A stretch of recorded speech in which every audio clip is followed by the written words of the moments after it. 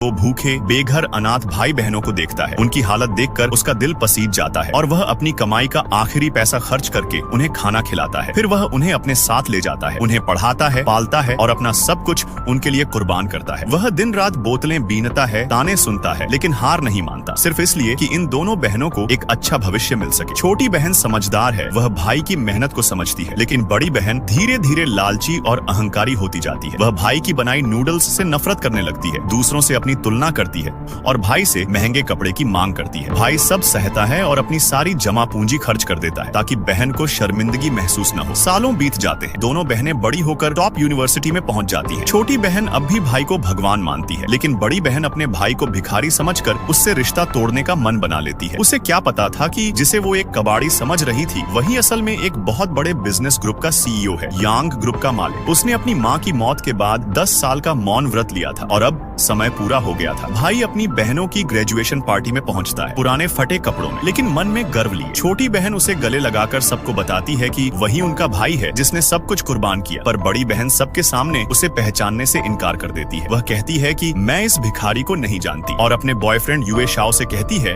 कि इस आदमी को निकाल दो। जब भाई अपना सच बताता है, तब भी वह उसे तिरस्कार से देखती है, उसे गंदा, कीचड़ से निकला कीड़ा और बर्बाद इंसान कहती है। छोटी बहन बार बार विनती करती है, लेकिन युए शाओ उसे मारने की धमकी देता है। सबके सामने अपमान झेलकर भी भाई चुप रहता है। आखिरकार जब सारी हदें पार हो जाती हैं और युए शाओ भाई पर हमला करने लगता है, तो छोटी बहन चिल्ला उठती है, भाई मैं तुम्हें कभी नहीं छोड़ूंगी। पर बड़ी बहन अब भी नहीं रुकती। वह कहती है कि उसका भविष्य उज्जवल है और भाई जैसे लोग तो हमेशा गंदगी में ही झेंगे। भाई थक जाता है। वह कहता है, अगर तुम कहती हो कि मुझसे तुम्हारा कोई रिश्ता नहीं, तो आज से मैं और तुम अजनबी हैं। यह सुनकर भी बड़ी बहन नहीं पिघलती। वह हंसते हुए कहती है कि तुम्हारी हालत एक कुत्ते जैसी लगती है। भीड़ में खड़ा हर इंसान यह देखकर दंग रह जाता है कि एक भाई ने जो प्रेम, त्याग और परवरिश दी, वही बहन आज उसे कीचड़ में धकेल रही है। कभी कभी खून का रिश्ता नहीं, बल्कि इंसान का दिल, उसकी सोच और उसका किरदार ही रिश्तों को बचाता है। और जब किसी की आंखों पर लालच का पर्दा गिर जाता है, तो वह अपने सबसे अपने इंसान को भी पराया बना देता है।